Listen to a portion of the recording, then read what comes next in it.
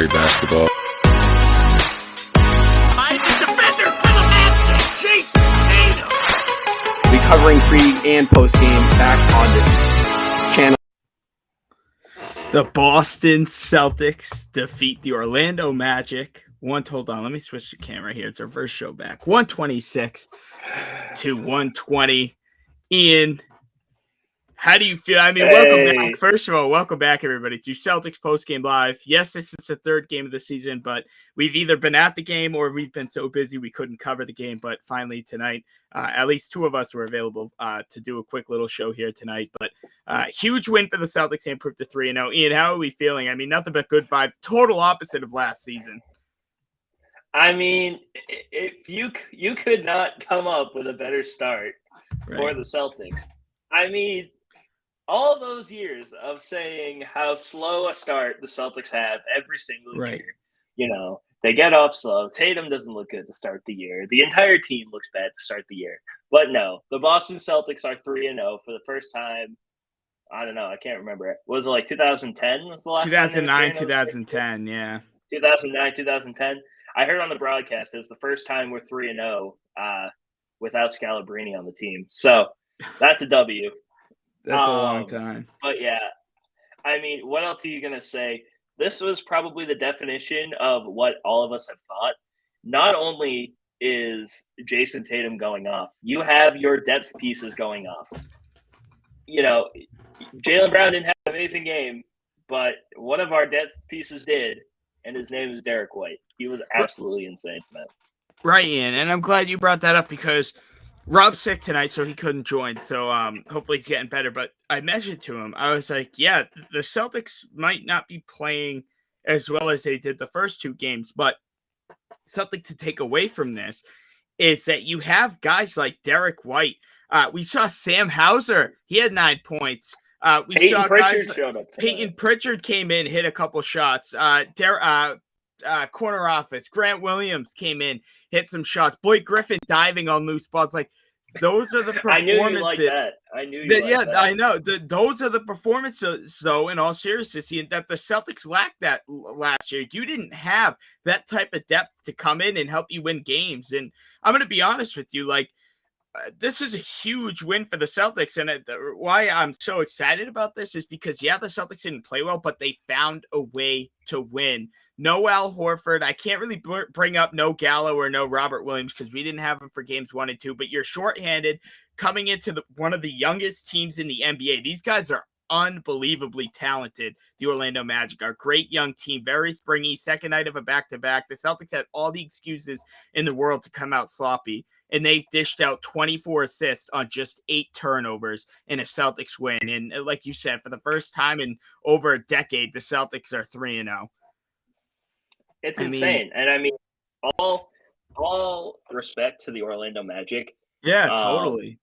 I mean, Franz Wagner was insane. Paolo Banchero looked, even though he had a struggle shooting, he looked really good. Freaking Terrence Ross. Of course, Terrence Ross went off because he goes off against the Celtics every single time they play us.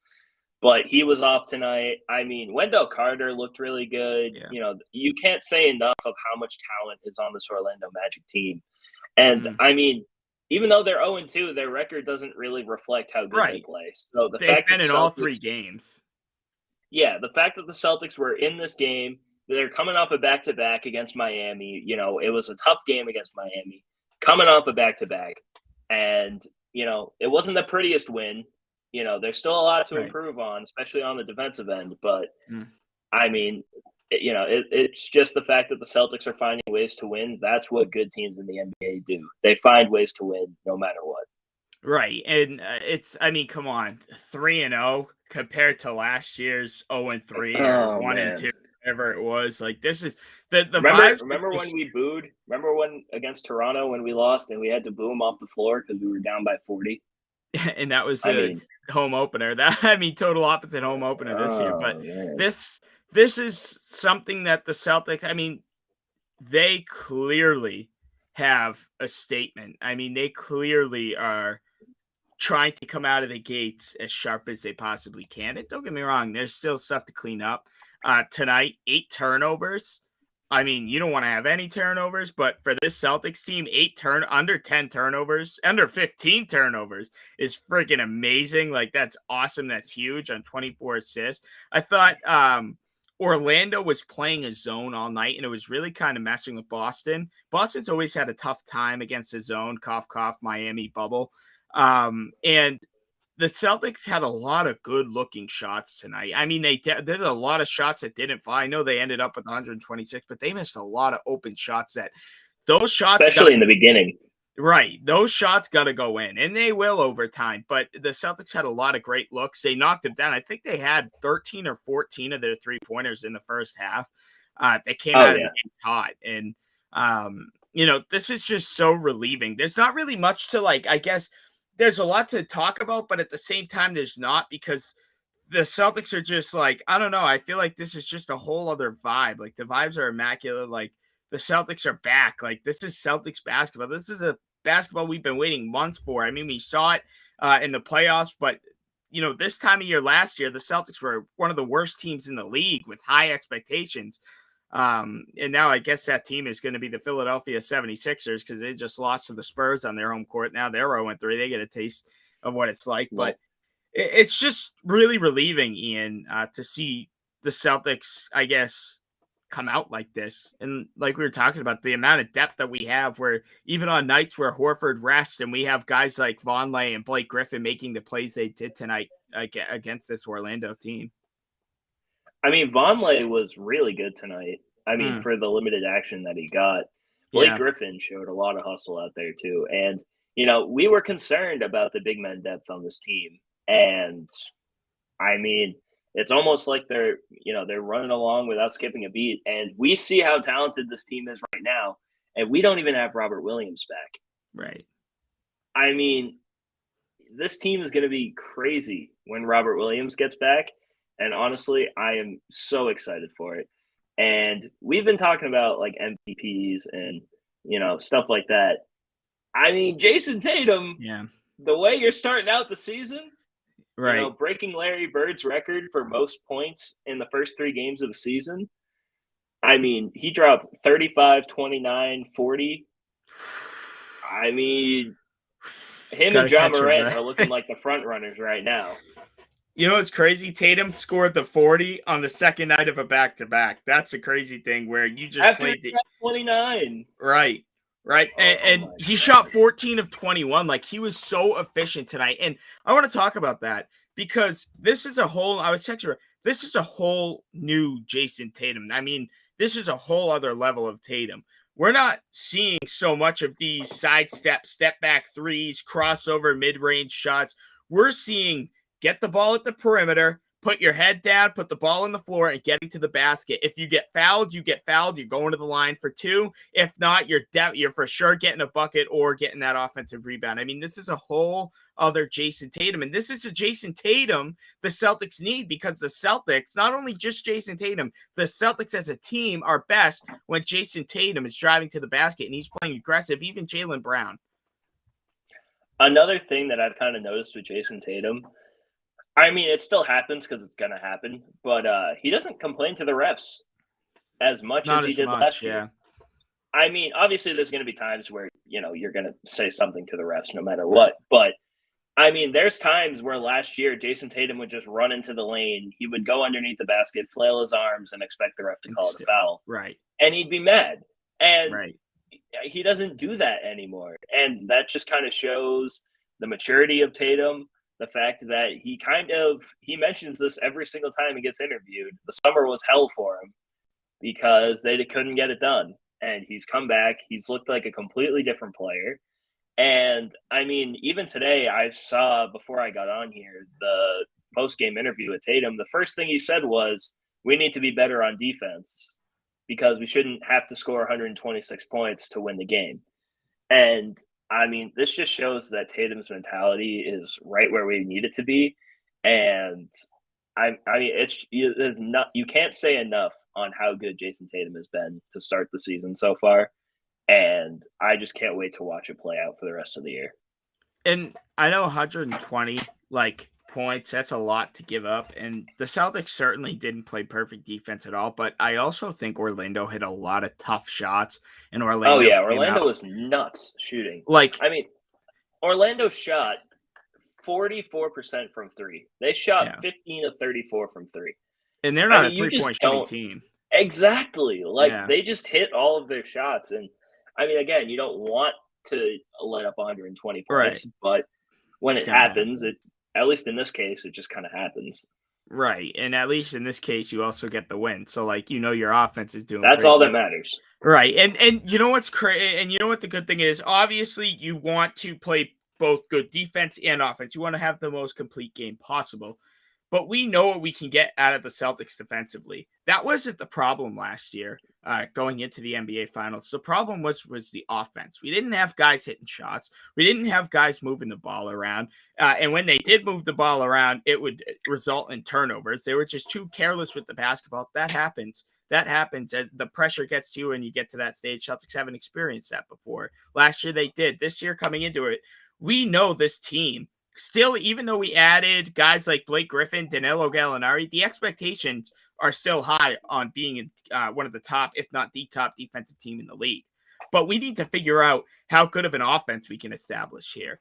Guys like Derek White, when Derek White is shooting 5 of 9 from 3 and scoring 27 points, and you have Sam Hauser, who just signed a 3-year extension. He comes in, scores 9 points. Peyton Pritchard came in, hit a couple of shots. He hasn't played all season. And then Grant Williams, corner office. That guy hasn't missed a 3 yet this year. Little over exaggeration, but you know what I mean. And it's just, that is so big. And seeing the Celtics come out these first 3 games with some offensive power and so is fluidity a word? I don't know. Fluency, whatever. They're playing so fluent. Like, I don't know what's a word anymore, but they're just playing so fluent and their offense is just kind of flowing really, really well. But I agree with Tatum. There's going to be nights where you got to outscore your opponent. It sucks when it happens, but it is what it is. A win's a win at the end of the day. Yeah, I mean, we talked about this too, just you and me. We talked about this before the first game. The Celtics, until Robert Williams comes back and until their defense gets 100% set, they're going to have to outscore teams. And that's something that they weren't able to do last year because they had to do the same thing last year. And, I mean, not only can we give credit to the players, we have to give credit to Joe Mazzulla. I mean, it doesn't seem like he gets talked about enough for, the fact that he's dealing with this entire situation and he's leading the Celtics to a 3-0 start. And, I kind of looked it up. I wanted to see if an interim head coach could win Coach of the Year, but I don't think it's possible because I don't know if you remember when Luke Walton took over with the Warriors. Yes. When Steve Kerr was out. And that, all of the wins that Luke Walton got went to Steve Kerr. So technically Ime Udoka is 3-0 right now. Technically. I don't know. It's a weird system. Still true. But at least what I saw, I don't know what it means. But no. Hey. Yeah, Mazzulla's doing great. Job. Right. He is doing great. It's funny because Mazzulla is, I think, 2 years older than Al Horford. I just think that's pretty he's younger. funny. He's younger. Younger. That's what I mean. Like Horford's 2 years older than Mazzulla. And then also, I think I heard that Blake Griffin played Joe Mazzulla in college. Yeah, that was his opening interview. That was his opening interview. Blake Griffin. That's awesome. That's just comedic. That's so awesome. Funny. And then you see Will Hardy out in Utah, leading the Utah Jazz to a 2-0 start. I mean, did you see that interview that came out with Wick about how he told Danny Ainge if he took Joe Mazzulla, he was gonna strangle him. He said, he did. He says, "I'm gonna fly out to Utah and strangle you."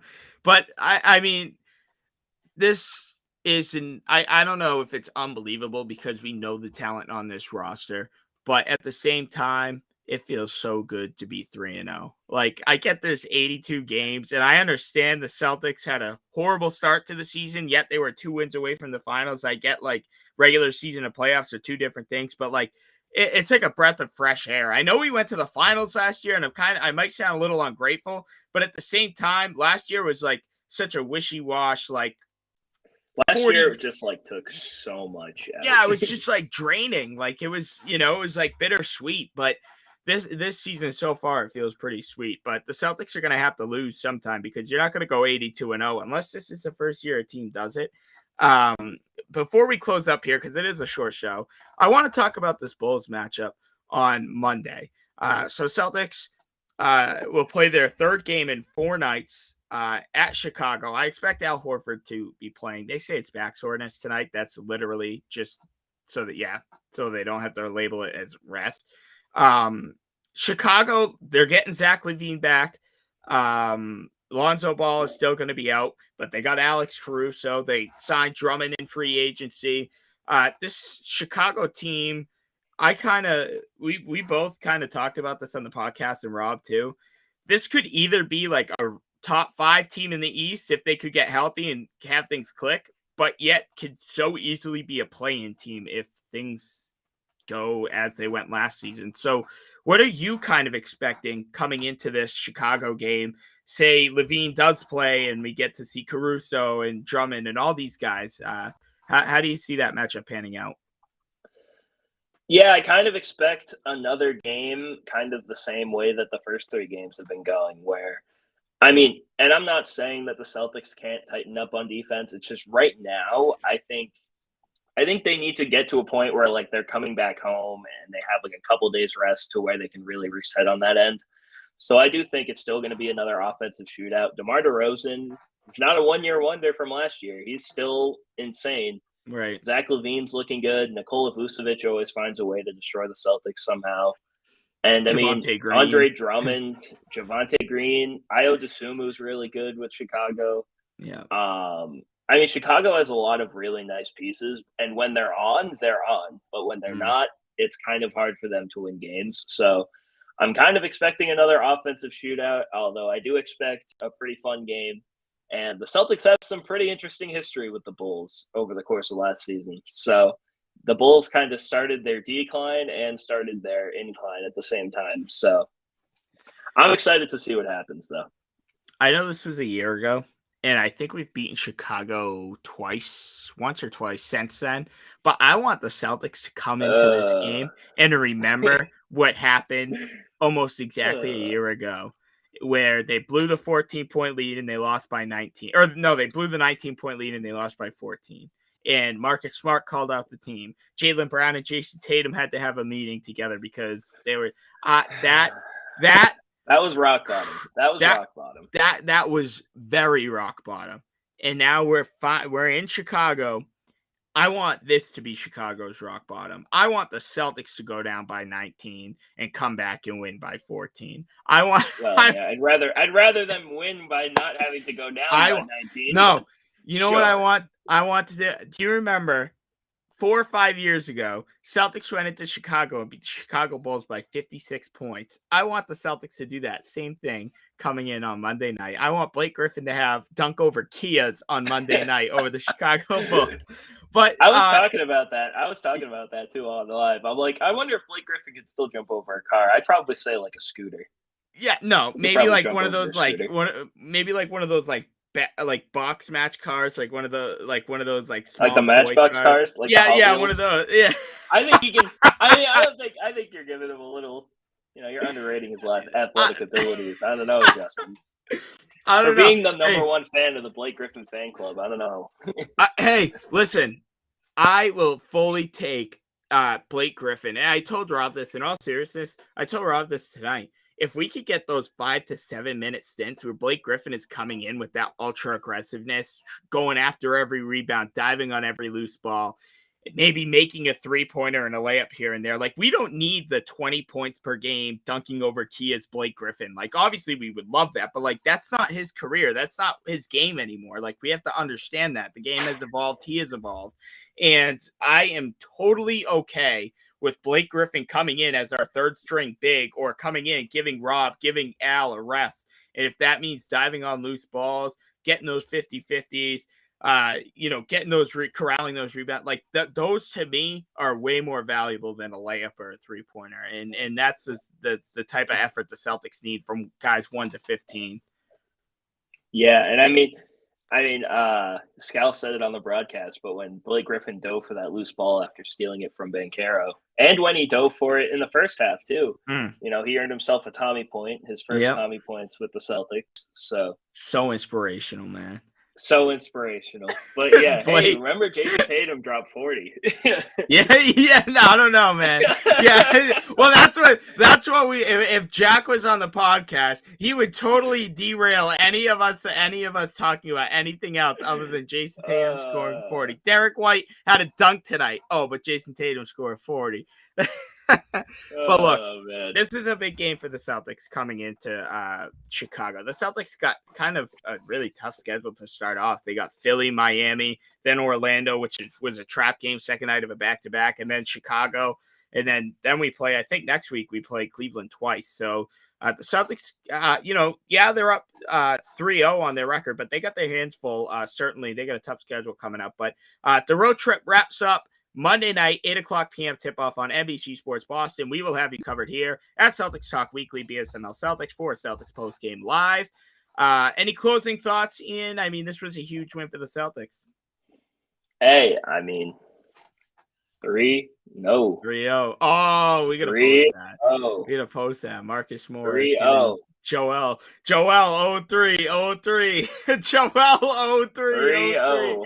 Oh, that's awesome. All right, look, Celtics Bulls Monday night will be there. Tomorrow, I just want to announce a little shameless plug. The Low Zone, my show on Good Time Content, is coming back to YouTube on Good Time Media's YouTube channel tomorrow, 10 a.m. Eastern. I'll have Seamus Darlingo on the show with me. So come on in and talk some basketball. We're talking a little bit of C's, but definitely going to talk about Paolo Banchero, the Los Angeles Lakers. They're struggling. Philadelphia 76ers, they're struggling.